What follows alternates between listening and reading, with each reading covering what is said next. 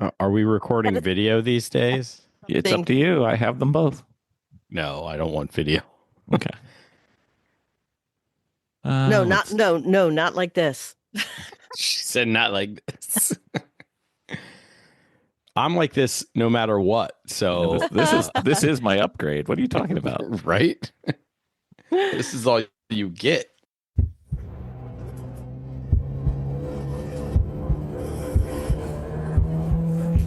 Green flag. Green flag. Welcome to the Blind Apex Podcast, where amateur club racers tune in to get faster.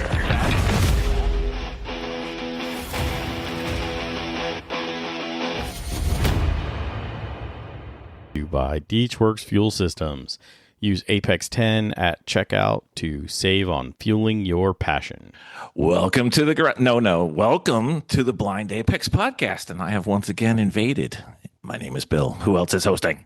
I'm Vicky. You are Miss Vicky. We have a guest on his own podcast. Yeah. I love this guy. Come on. Gone. Yeah, that's Yeah. me. Yep. Yeah. It's just, it's just an event recap, maybe with a lot of lessons learned. So, Well, hopefully some lessons were learned because you've been taking the bad side of the bet so far this year. Mm-hmm. yeah, it's been a little rough. I've literally been on vacation. So, yeah, when it's October, or September, October time, and I'm like, man, the season just started for me, I'm in trouble because that's when the season usually ends. So, Yeah. Uh, So literally you were on vacation, like in a true vacation sense of the world.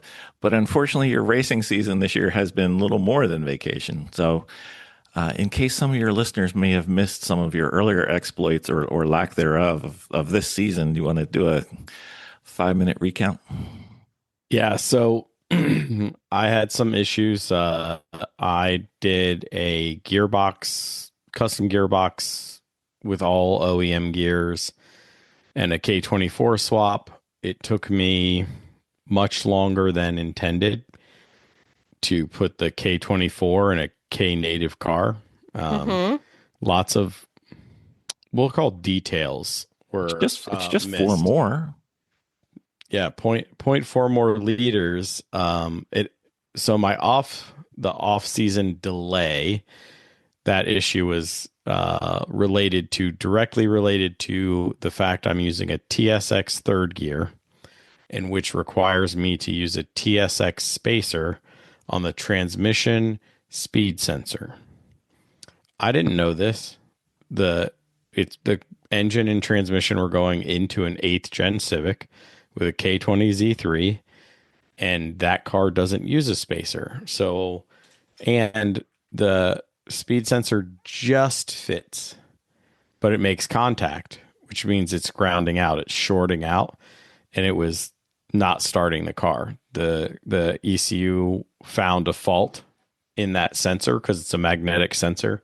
Mhm. And so when it's ground out or shorted out, then the ECU is like, yeah, I'm not participating right now till you fix that. But it wouldn't tell me to fix that. No, why would it do that? That would make things easy. This is the hazard of driving new cars and racing, which I'm very worried about. I mean, One of the hazards. Mhm. The complicated electronic ECU, I'm going to protect you from yourself and not tell you that I'm doing it. yeah. So, I mean, I've said this before, and I'll say it again. I honestly was ready to rip out every piece of Honda in the car. Really? And go to a Haltech and a standalone harness, and then add a very specific standalone Honda ABS system Mm-hmm. Mm. into the car, where I knew I built the harness for that setup. So, and it doesn't touch the ECU, unlike my current car. So, anyway, we figure that transmission part out, and we fast forward. I don't want to travel to VIR for the 5-hour tow with a unknown car, so I go to Summit Point, Jaime? which is Jaime? Did I hear Jaime's on this podcast? What? he I will do it if my car's working. Oh, but okay, that's right. You know, Sorry. so I go to Summit Point, which is about 35 or 40 minutes from my home, and I do a practice day. The first session is okay. I'm just knocking off the rust, trying to figure out how to drive again because sim racing doesn't knock off all the rust. It's different. It knocks When off the Yeah. simulated rust, though. Yeah. You know, I am also haunted by Summit Point because I've been off in turn one with no brakes twice Mhm. in this car. And so no matter how much I simmed Summit Point, barreling down into the braking zone for the first time that year, I was like, a little reserved. You know, I was braking way too early. This is practice prior to this weekend, right? Yeah, well, it's 2 or 3 events ago now. Okay. Yep. Um, I'm just making sure everybody's on board. I was on a practice day. That was a Friday. I started having intermittent problems again on the second session of the day. So the harder I pushed the car, the more issues I was having. So I did everything from swap an engine harness, put a new ECU, or not a new ECU, a new throttle body because they're temperamental. It's a drive-by-wire car, so they're temperamental with their throttle bodies. And during that event, I tried to race Saturday. It didn't work out. Every session, practice, qualifying, and the race, I went into limp mode. And Yeah, but the was the ECU was car giving okay? me well, no. No. The car was in limp mode and I was in psychologically a bad place. So Yes. Listen. uh, Yes. but the codes were coming back weird. And the only consistent code that came back was that the wheel speed sensors and the transmission speed sensors weren't matching. So I bagged it. I ordered a brand new Honda. Actually, I ordered 2 brand new Honda transmission sensors. Only one of them arrived. Wouldn't the transmission speed and the wheel speed be different because of your different gears, though? Yeah, but the computer knows the gears. You have to Okay. put the gearing into the car, into the Okay. computer. Okay. So in theory it knows. You have to tell it what the front and rear tire sizes, I believe. I don't know. My tuner does all this stuff for me. Oh, But okay. anyway, Tuner. yeah. And so I replaced all the wheel speed sensors and the transmission speed sensor, but either all of them in the United States, all these cars needed a transmission speed sensor and everyone needed front wheel speed sensors, or there was just something going on. I mean, maybe it's the tariff wars that were happening, but there were none. It took me 7 weeks to get all the parts in. Ick. So I missed an event there. I didn't have time to get it tested before New Jersey Motorsports Park crossover event, which would have been at the time like a 6-hour tow for me. At the time of day I would have had to leave. And so I didn't want to tow up there and then also do the same thing. So I went on vacation. Like a good husband, I took my wife on vacation, and I have literally up until this weekend, I had 20 laps in the car.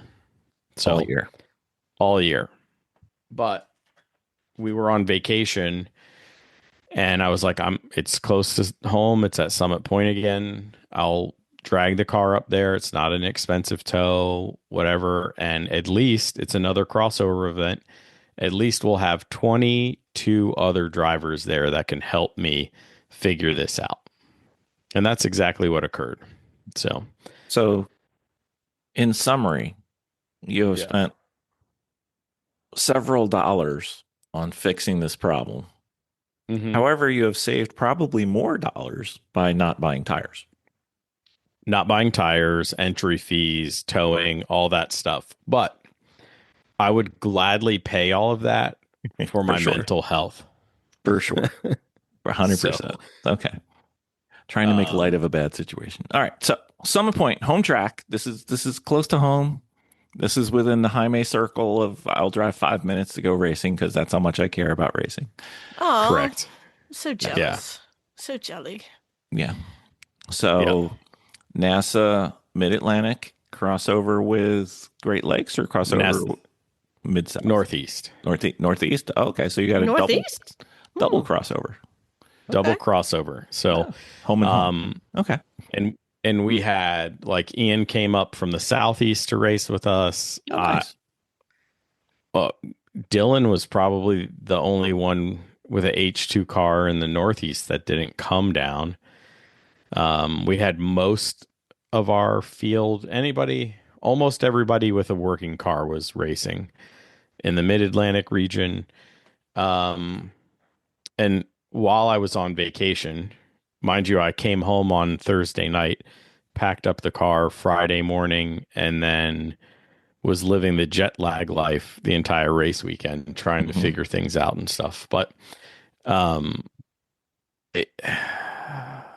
don't know. It was essentially our version of national championships, because the week or 2 weeks before, whenever I was on vacation, they had the actual national championships and there were no Honda Challenge cars. Yeah. So, and you had what, over 20? Yeah, we had 22 or 23 at one point. So nice. Yeah. Was Miss Jackie in attendance? She did not attend. Okay. She decided to work on her race car and do home projects instead. Oh, so okay. I tried to peer pressure her. I didn't do a really good job, but I see where she's coming from. You got to leave Long Island. You got to drive to wild, wonderful West Virginia. It's not like she's got to cross most of Pennsylvania to get to that side of West Virginia, and I get it. It's not easy getting out of Long Island. Right. I mean, she does it with her rig, and I'm like, I would never. I would move, but whatever. We've talked to her about that. Yeah, it's not called Short Island; it's called Long Island. No, for sure. Yeah. So, because no trip is short from Long Island. Anyway, all right. So home track, the track. Yes, in theory, I know the track. However, I've been a year. Yeah, basically. No, it was June where I did the event, and I looked at my data. It's hard when your car's not working. So you're really reluctant, right? You're gun shy. You're just waiting for it to break. So you're not really committing because you don't know when it was going into limp mode, which means it wouldn't rev past 3,000 RPMs. And there's a couple of high commitment corners at Summit Point that if it cut off in the middle of that, it could get messy. So I wasn't doing what I was supposed to be doing and ignoring the car and working on the driver. But you've essentially not driven a full race in a year. Essentially, almost a year. Yeah. Which is ridiculously long for you. It is. And I can't reiterate how mentally taxing it is for me not to go race. I can quantify it for the audience. It's so bad that I don't even make jokes about it to you. And I love picking on people. Like 100% top thing on my world is picking on people. And I know how bad this is hurting you. So I have not even made any jokes. I'm waiting patiently for you to say all's good with the race car. And then they are coming, buddy. Okay. Well, I appreciate it because I don't want to cry on the podcast because it would be rough. But what happened was this is how good my track family is. And if you haven't listened to that episode, you need to find that episode. And when you're building a car, thinking about racing, find your people. It's the most important thing ever.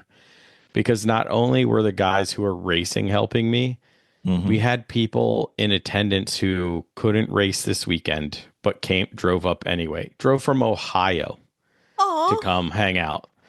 Yeah. Uh, who he found some stuff wrong with my car.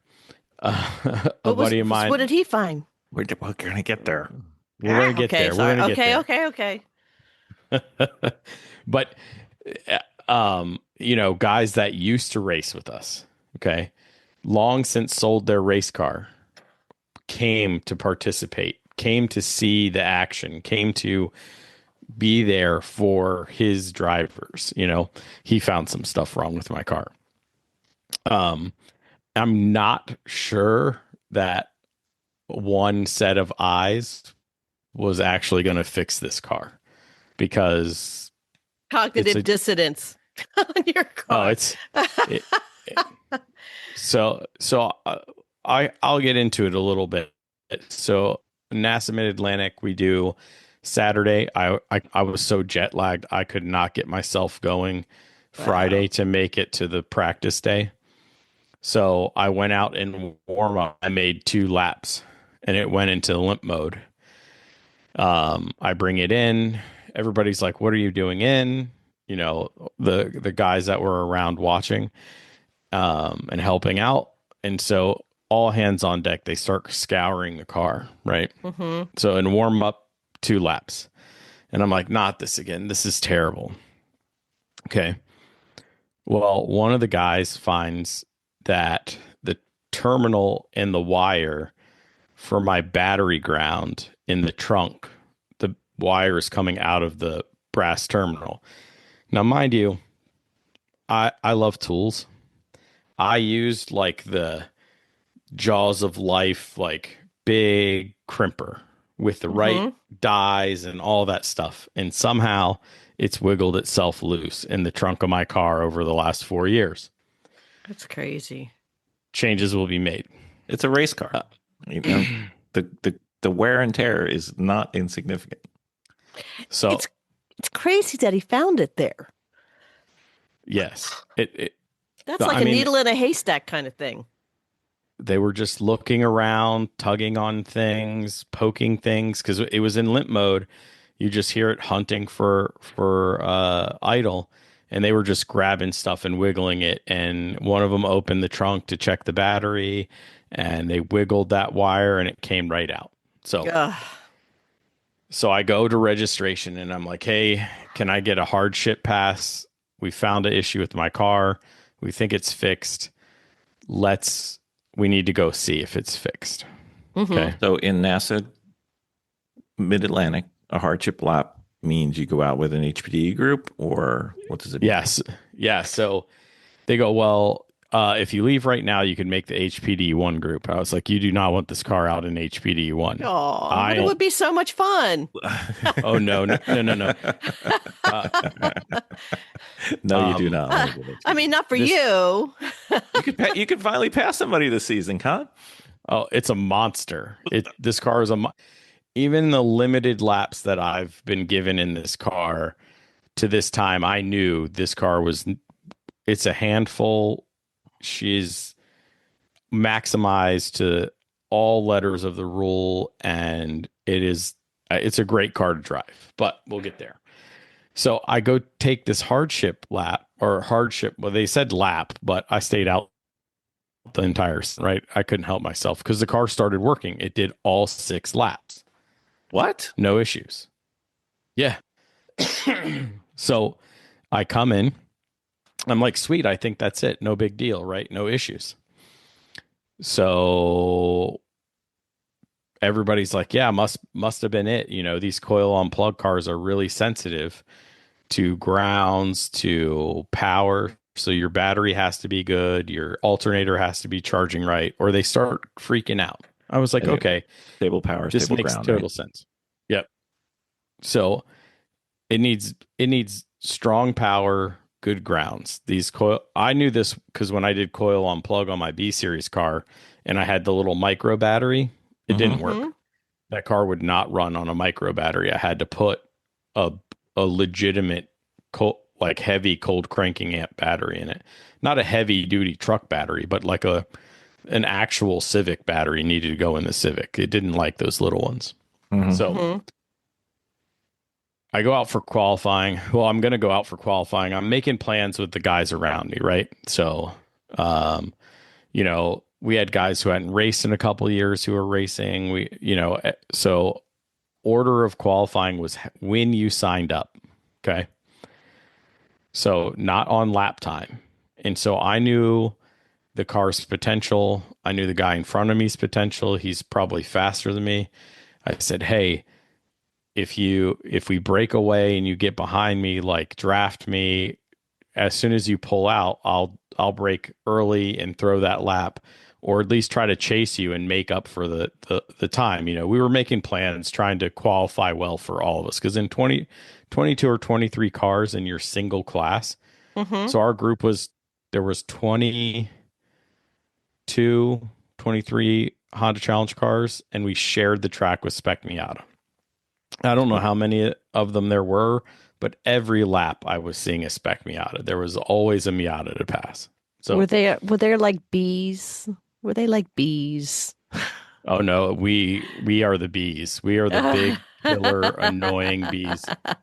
The closing distance between a Honda Challenge H2 car and a Spec Miata is very, very different. So Wow. So we take the first lap as a double yellow, and I know they drop the double yellows, and I'm coming up to the waving green, and I nail the throttle, and just as I get past start finish, the car goes into limp mode. No. Oh no. So, but I've got, I don't know, maybe 6 to 8 Honda Challenge cars coming up behind me, and a Spec Miata field coming, and they don't play around. When they qualify, they're bump drafting, right? Yep. So I'm trying to bail on the access road at the bottom of turn 1 at Summit Point. You'll see it when you get there. Mm-hmm. If you have brake failure, if you have any issues, you want to bail there. But I already pulled out of the way, so I was coming from the right back to the left. Left is where the line is to try to go down the access road. And I was able to squeak it in between the Honda Challenge cars and the Miatas. I bring it in. My wife has to talk me off the ledge. I'm like, I'm pretty sure I'm ready to burn it to the ground. Luckily, there's I no can't- guns allowed in a race car when you're racing. So You're like, I Yeah. quit. I'm going to put this car out of my misery. Right. Yes. All of those things crossed my mind. She was like, okay, let's take a walk. You need to cool off a little bit, So The car of bitterness and regret. I hope not. I hope not. She's a rocket ship. So She's been in dry dock all year though, buddy. Yeah. we take the walk, we talk, we come back. I'm like, all right, we've addressed all of the check engine lights that the Honda Flash Pro says. But my buddy Jason let me borrow his Snap-on scan tool. So I scanned the car, and the car gives me a code that says low voltage from the alternator. And I'm like, huh. So before I even open the hood, I call the local CarQuest, and I'm like, do you have any alternators for 2007 Civic with a 2-liter? And they're like, yeah, we have one Remandin. It's like, until you bring us the core charge back, it's like $350. I was like, okay, sure, whatever. It's a penance if it makes the car. Yeah, don't care if it makes the car work. Like, we're good. Well, then my buddy PB, he's like a master Honda mechanic. He's walking by. I'm like, hey PB, are all these, because there's a bunch of K series cars around, right? Mm-hmm. I'm like, hey PB, are all these alternators the same? Can I just see if somebody here has one? Because my car's cramped, so it's a little pain in the butt to work on, right? He goes, man, I work at the dealership. Those cars never need alternators. We never put them on. But he walks over to my car and opens the hood. And he goes, well, that's a little weird. And then he puts his hand underneath the intake manifold and feels the power wire for the alternator, and it had come loose. Not only had that come loose, but the motor mount has another ground. There's only 3 grounds on the engine, and we talked about how important grounds are to these cars. Well, the bolt for that holds the ground onto the motor mount was also coming loose. So we fixed those. Excuse me, can I have a hardship lap, please? No, I'm not crazy enough to ask for hardship twice. Okay. Like I'm hardship. Yeah. Maybe I shouldn't ask for it the first time, but whatever. So it was the first happiness you had all year though. So it wasn't all poorly spent. Yeah. But again, these coil unplug cars, these newer cars specifically that have nothing but crazy computers, they need voltage and they need grounds. And that's so important. So once again, your track family comes to the rescue. Being a good host, episode 10 of the Blind Apex podcast is on the importance and the loveliness of having a good track family. Yeah. Find one. It doesn't have to be Honda Challenge. Nope.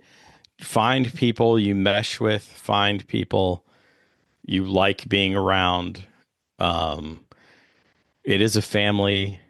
Drama occurs. It happens, but people generally get over stuff. It might take a couple years, whatever.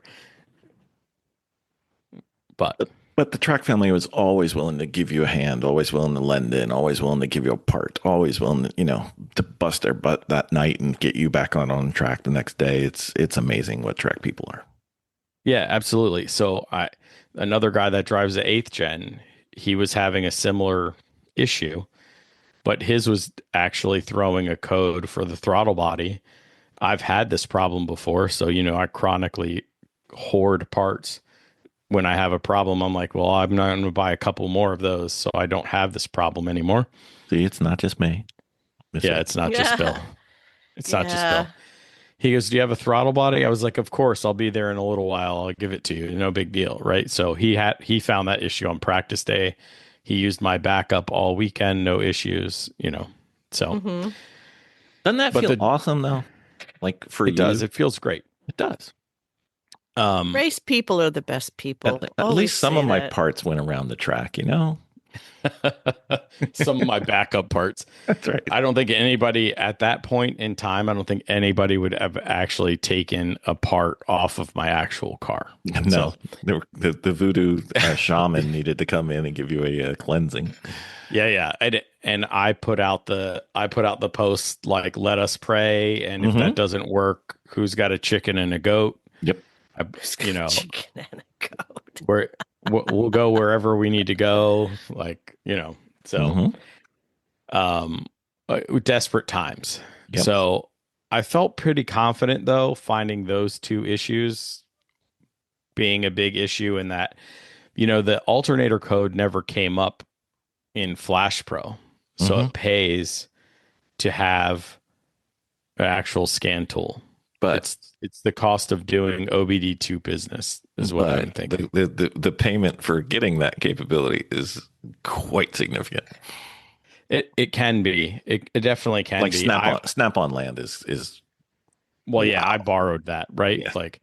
But he recommended. I think the one he has at home is like $600 or $800 off Amazon. Mm-hmm. So, does it bite? Does it hurt to spend it? Sure, but I've done worse on tools. Well, maybe not worse on tools, but a link for the scan tool will be in this podcast since I don't have to do it. He's volunteering me. Yeah, Jason, I'm going to text you. So, anyway, so when you don't put down a qualifying lap, you go to last. And the only benefit is that the top qualifier got put on the dyno and blew over on the dyno. So I wasn't actually last for race 1 to start. Mm-hmm. So during race 1, for those that don't know, that's the Saturday afternoon race, that's the one where NASA does the trophies for on Saturday. There's one race on Saturday, 2 races on Sunday. All of them get points, 2 of them get contingency. But the Saturday race is the one that counts. I'm resigning myself to, I don't know, just trying to get laps in, right? I mean, a super win for you would be to go at least battle with somebody, just to get the feeling again. I would have been like, party time, buddy. Yeah, but so I've always felt that I'm mid-packish, right? So, and that's cool. I've spent a lot of time in research and podcast episodes delving into topics that have really improved the car and have helped me as a driver. Sure. So I was hoping, 22, 23 cars, depending on who starts. There's actually 21 cars that started Saturday for the race. I wanted to go top 10 or better. Okay. That would be my somewhere in the weekend. We don't know how long the race is actually going to be. The schedule says 25 minutes, not a super sprint like GLTC, but not a ton of time. No. I'm And just hoping you get to race with somebody. That's all I'm rooting for here. Right. So, okay. So yeah. So, new transmission. I've done at this point, race 1. This will be my second standing start in the car. We do standing starts in Honda Challenge. All racers should do standing starts. It's not as hard on your car as you think, and really separates. It gives you, there's extra discipline involved. Anyway, it's as hard on your car as you want it to be. You can make it stupid. Yeah, you could, but it's really shouldn't. not. You shouldn't. You won't need to. And we don't launch like drag cars. Our tires aren't like drag cars. Oh, by the way, it's also my first weekend on the new Toyo Proxy R. So I'm following Miss Jackie's recommendations of treating it like a brand new tire. So we're trying, even in limp mode, I'm trying to set pressures correctly, trying to get them in the zone. We had an episode on that. I did everything she said to do in that episode, took everything into consideration she said. I didn't have splicing issues. I'm knocking on wood right now because there's still tire left on the car. So awesome. But anyway, so I started at P20 and I ended at P12. Nice. So you passed somebody this year. Yeah, I passed a couple people. Nice. You're back on the bandwagon. Back on the bandwagon, and it was good. It was good to mix up with some people. It was good to be back at my home track and like really finding pace, and getting back to what I know, and setting times, respectable enough times where I could go back and look at the data and say, okay, now the car was not perfect. This car is a bear under brakes. It is. In what way? Too much rotation, too much. It never feels like you're gonna stop. So not enough bite. Okay. No, it has. I think it has too much bite. It's activating ABS and it's not liking ABS in the pad compound. I think there's too much bite. What brake pads? I'm running the G-Lock R16s in the front and R10s in the back, and I think I need to dial it all back down a lot.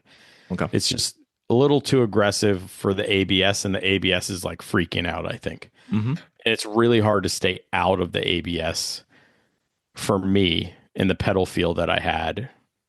Like, I'd give it the squeeze and the Mew would kick, and then the car would just rapid fire ABS.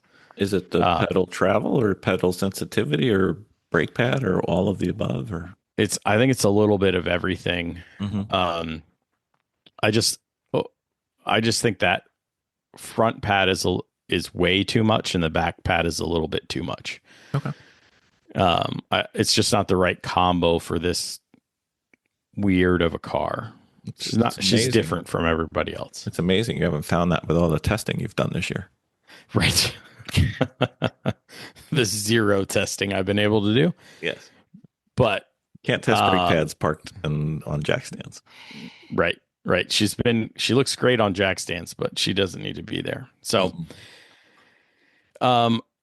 race 2, I think we're gridded by lap time. But when you're passing, so not only did I go from P20 to P12, but we only get 2 laps, maybe 3 laps with just Honda Challenge cars, and then we gobble up the Spec Miata cars. Mm-hmm.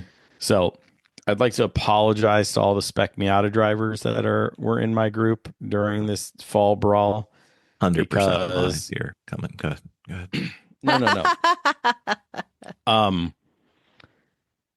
I generally am not a bully, but there was no way I was letting the guy in front of me get a Miata between me and him going into some of the faster sections of the track, because my car excels at the fast corners. So I hear Ben Dawson in my head going, "It's called a race, not a weight." Yes, yeah, but oh man, I've had some. Mm-hmm. Oh, I know. Colorful conversations with some Miata drivers about why did you do that there? Mm-hmm. And they're like, "Oh, I was on a flyer," and I was like, "Me too. Why didn't you get out of my way?" What's a flyer? We were in qualifying, and he was like, "Why would you pass me in turn 10?" And I was like, "Because I was like, slow. You were going slower than me, and I needed to get underneath you and go." And he was like, "But I was on a flyer," and I said, "Me too." So, and he got a little colorful, and I was like, you can come to my paddock and talk about this if you really want to, but let me go put my tattoo sleeve on. No, I don't even need one of those, but I'm just like, just don't. But anyway, I rewatched the video. This is the first time probably in my racing career that the video's all been up on Monday morning. So all 3 races got put up on Monday morning. That's how well the rest of the weekend went, because I got to finish a race. And so was this bad boy con for a little bit, getting a little frustration out? Oh, no. You didn't cross the line. I didn't cross the line, but as far as I'm concerned. Right near it. But I got pretty close to it. Okay.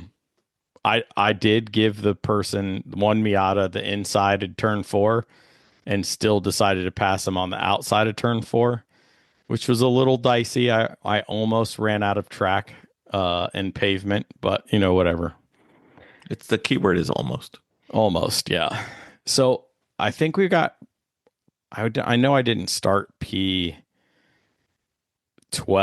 so it must have been, no, I did start P12 in race 2, but I got a really bad start, and then I got jammed onto the inside of turn 1 on the start. And this weekend, the outside was the fast way around turn 1 when the green flag drops and the standing start and 20 Hondas go into turn 1. So the outside was the way. So you pulled a Lando. Maybe. I also got a little, I got a butt massage for my buddy Hunter going into turn 1. So there was a little bumper contact there. It was a loving nudge. It was a loving nudge, but by the time I exit turn 1, I'm in P14. Okay. So it's only 2 spots. That's not terrible. I've done worse. I've also done worse, but again, so the race 1, if I look at the amount of time on the video, we got 5 minutes cut out of race 1. You never know how long race 2 is going to be. It really depends on the day. It was the first race Sunday morning. So I didn't think we were going to get a ton of time cut out, if we got any, because there wasn't enough sessions for them to lose time. But I was only able to make it up to P11. So I made up 1 total position after going back to 14. Okay. Not bad, but there was a lot, the freight train went past me. Anyway, good times. That it could have been wild. The top Miata, the top three Miata, and P11, 10, and 9 in Honda Challenge all came through turn 10 at the same time. So I was about to I was going to try to bump P10 past P9 in Honda Challenge, but the Miatas went like this, and then I had to jam on the brakes. Yeah. Trying to make exciting finishes, you know? Mm-hmm. So. Okay. So we got 2 races in the bag. Yep. And my lap count and my data in my Garmin is just stacking, right? Nice. Stacking and stacking. Do you still have 0 variability in your laps, or have you worked through that yet? It's 0.04%. That's terrible. So, by the way, we have a plan for you going to Pineview with us. By the way, we'll talk later. Yeah, it's working. And I forgot, Mario, if you listen to this before I text you, I'm sorry. I forgot to tell you car's working and we're going to Pineview. Okay. You and Miss Vicky. Yeah. So you can bump another Miata off the track. What?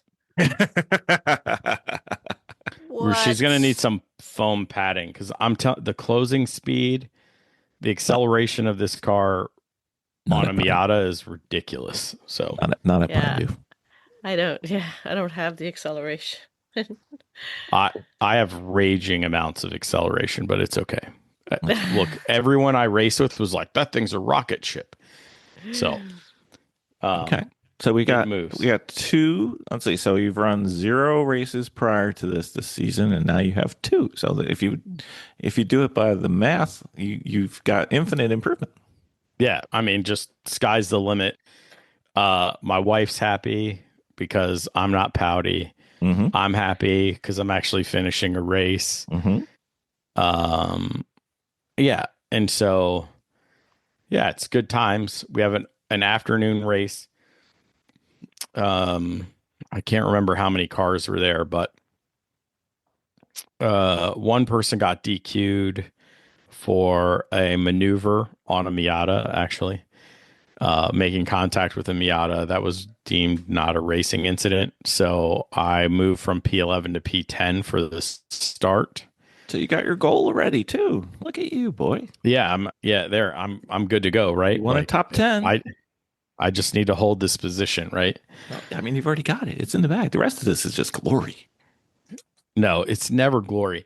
Look, what I really enjoy about my Honda Challenge family is they all learn too. They're all getting faster also, right? Nobody quits. They help each other. I help literally in race 2. The guy was going to bump forward. I went to him after the race and I was like, hey, you need to work on turn 10 and turn 3. Mm-hmm. Because I'm eating your lunch there. I actually almost killed you there a couple of times. So let's, and he's like, okay, I'll look at it. I'll try.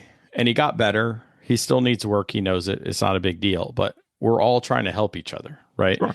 Absolutely. I went to the Northeast guys and I was like, hey guys, stop braking for turn 4. It is unnecessary. Don't brake in turn 4 because we're all flying in behind you without brakes. And we don't like braking in turn 4. It's dangerous. You'll see. It just slows you down. Oh, it could send you spinning into a tire wall. So at a very high rate of speed. So actually, is this still on? I could tell you. I think it's like 100. As Khan fiddles with his Garmin in the background. Yeah. Anyway, so race 3 starts. I'm in P10 because we had the DQ. I have another bad start. I just can't launch this car without either smoking the tires or bogging the engine. I haven't found that sweet spot. You forgot the immortal word yet. Maybe never. Well, all of us, not all of us, but a couple of the 8th gen guys, these gearboxes are pretty tight and the cars put a lot of torque for McPherson cars with fixed lots of camber. I think I'm at 4 degrees or something ridiculous. So, So you're starting at the 110 tread width tire.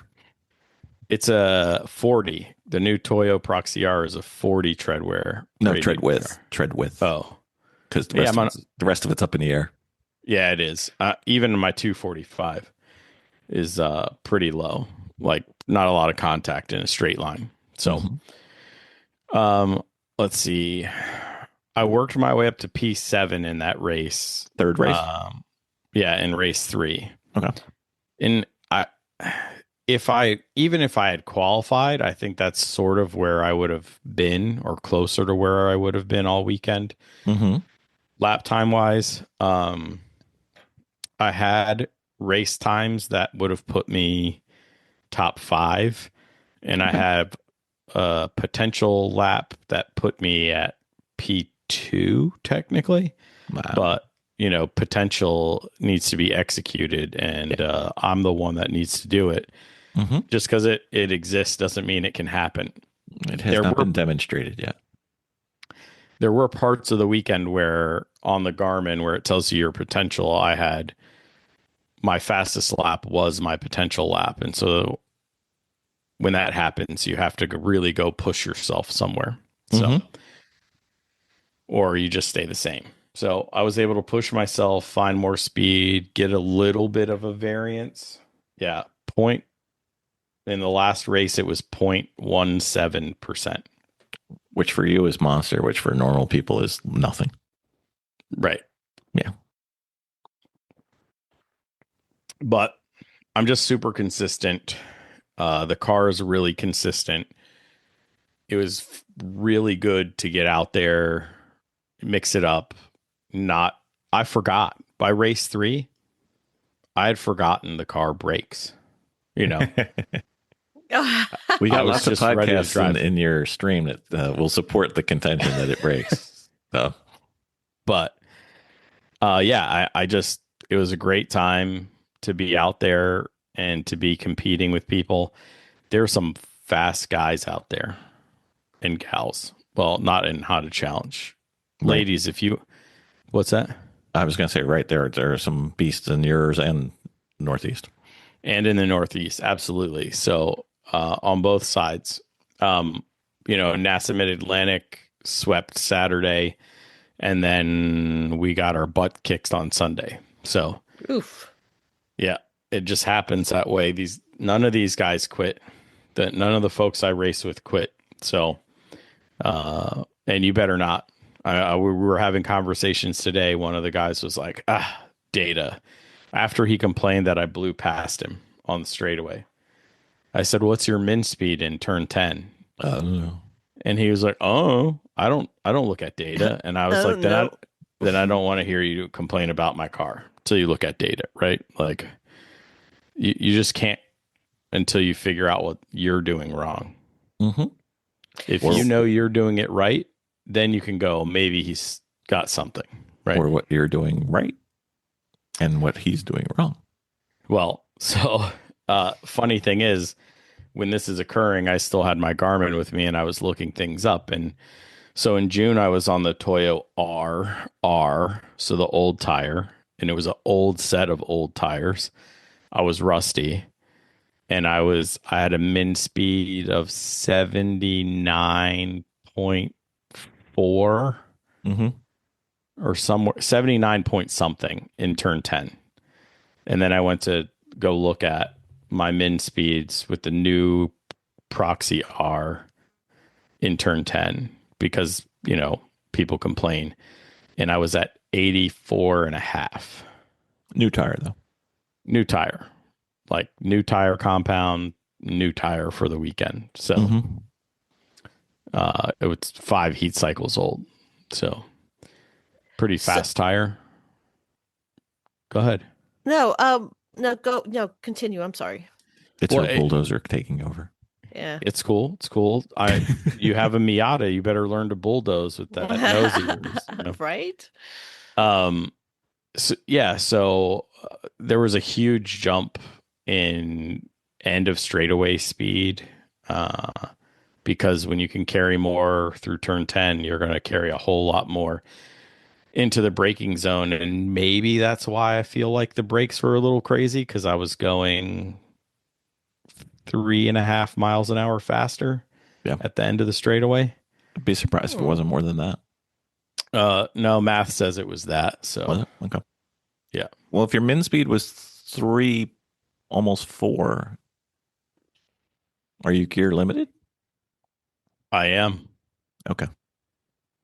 I am. So So you got to look more at where you reach that speed than what speed. yeah. So all of my top 5, this is the nerd in me, the top 5 min speeds all translate to the top 5 top end speeds, and then I had to make sure none of those were influenced by the draft, and none of them were. So what happens is when somebody's in turn 10, I go through turn 10 generally faster than the cars in front of me to this point.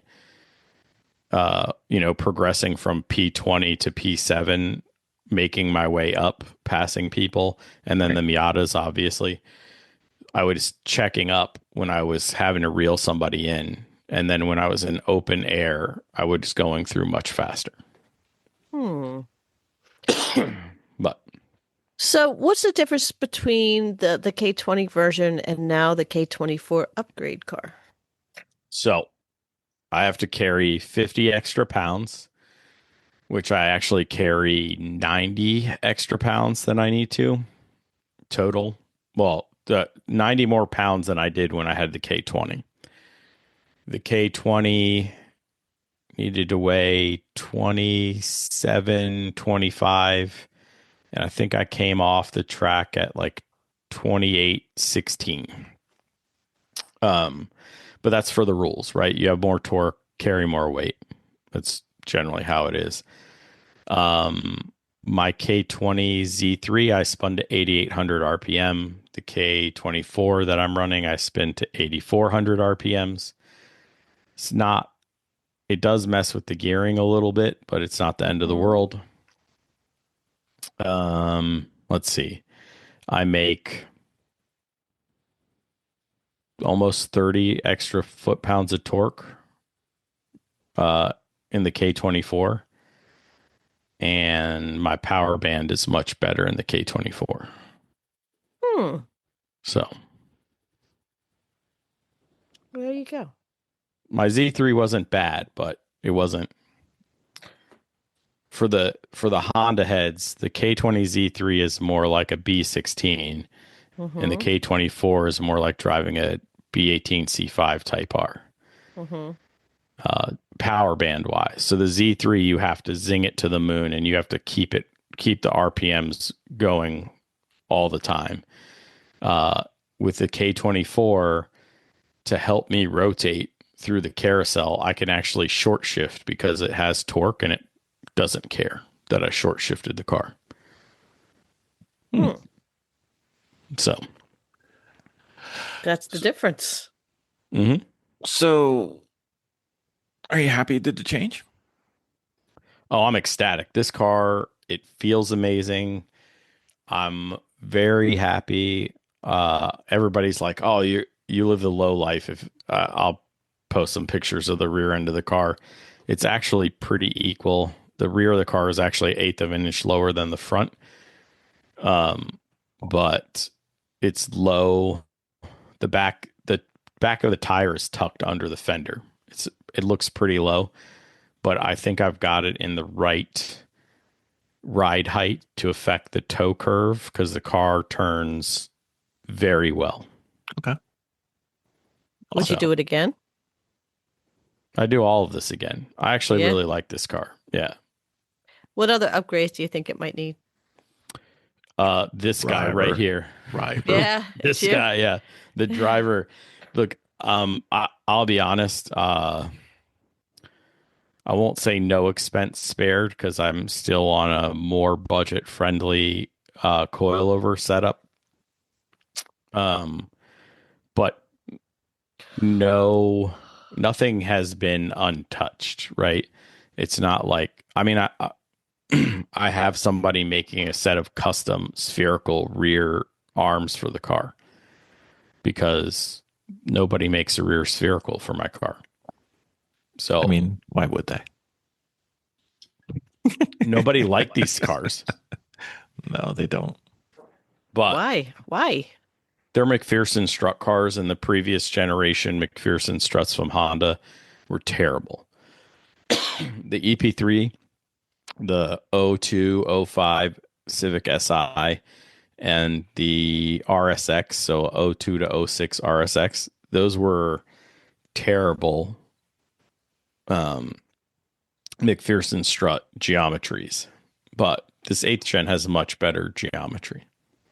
Is it so it's not the strut itself, it's I mean you can replace those with other It's- things. Is no, it it's just the the geometry of the strut?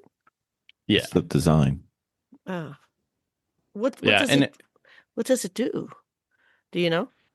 well, so the double your guy's Civic has a double A arm. Okay. So in theory, it moves more in parallel where because the front or the upper arm on the knuckle and the lower arm on the knuckle float together. Okay. Right. Oh, okay. On the McPherson strut car, it's essentially like the hub is stuck and the strut is stuck at the top and it only pivots on the bottom. So it moves in this, it has an arc to it. Oh, okay. More of an arc. And it does it in the front and the rear. And in the rear, because it's a multi-link, there, so are the double A arm cars, but because there is a upper control arm that's better. Anyway, it has a really weird rear toe curve. We've plotted it once. I want to plot it again to make sure I get the same results. You know, nobody else is plotting these things except for me. So, but it has a bell curve, so it goes up and it comes down, but it doesn't come all the way back down before it has a whip and it kicks back up. Mm-hmm. So, in theory, you want to stay. Well, you want to either plan to be in the whip or on the other side, but you don't want to play from the peak to the. You don't want to cross the peak. Right. So you either want to live in the shallow valley or on the left side of the big peak. So it's predictable. And then you can dial your stuff in from there and then you'll be okay. So I can make it so she can understand a little bit better. Okay. Do you remember Yeah. this? Do you remember the Civic that we drove at Laguna? Yes. His car, by the geometry, can kind of do that. Not anywhere near as bad. Okay. So But we what can, it can change camber well, it badly. changes toe. and toe. Yeah. So what happens is if you set your ride height poorly, you put yourself in the wrong side of the zone. So you'll go static on the alignment rack and go, I want toe out so the car turns better. But what happens under compression, as soon as if you're in the wrong ride height, as soon as you compress your suspension, it toes in the car, which means you don't turn as well. And so that becomes the problem. So you need to know where you are in the curve. Are you going to toe out on compression? If you're going to toe out on compression, set it to 0. If you're going to toe in on compression, you need to bump the ride height because I maxed my car out on toe out static and it would immediately pigeon toe. Mm-hmm. I had it like right at the flick. So it was pretty bad. Yep. Hmm. So, Con, Mm-hmm. we can finally say you had a successful weekend. Yeah, I made it through. Well, I can't say the whole weekend because I didn't practice well and I didn't qualify, but I raced 3 times. You went to race, you raced, you brought the car home, 3 races down. That's a win. Oh yeah, I'm ecstatic because I ended up where I wanted to be I did set my expectations lower. I was like, hey, just finish the weekend. It's running now. Let's finish. Yeah. But the competitive, aggressive person that is in my brain was like, okay, it works. Where's my data? Where do I need to pick up speed? Where do I need to start passing people? How do I need to start moving forward? And how much time do I have to do that? It's not like you had all this time to shake off the rust and go get in, 1,000 laps this season. So, a little bit of 1,000 grace. eye laps. Yeah, a little bit of grace to the con might be appropriate, and we'll see what happens on the next race. Yeah, I don't know if I have any the rest of this year because I did run out of gearing here at Summit Point, which means I need to change the gear, 6th gear. Mm-hmm. So I can't make the VIR event. I don't have enough time to change the 6th gear and get it all put back together. But there is a fall finale. That's where it's a HPDE weekend where most of the racers go burn the rest of their race tires down for the year, maybe test some things that they wouldn't try normally. One year a guy brought like 4 wings just to test to see which wing would be the best, Yeah. So, those types of things. You could use the track time. I could use the track time, but I still have some war wounds from a BMW that I'd like to get cleaned up. I still need to call Matt Romanowski at trailbreak.com and get an AIM system because you finally can use it. Yeah, the car's so good right now. I want more data. Okay. So I can't be happier with the car. So. Awesome. Long time coming. Yes, sir. Absolutely. All right. And if you get more track time, then that's great. If you don't, you go into next season with a car that's running. So win-win. Yep. And then I do need to come to Pineview with you guys. And we probably should do it soon-ish so it doesn't get too cold up there. Yeah. Yeah, I think the optimal day is a Friday. Okay. Sounds good to me. So we'll Are we still members? No. We'll work that plan out later. Yes. Con, couldn't be happier for you, sir. Yeah, thanks, Bill. Thanks, Vicky.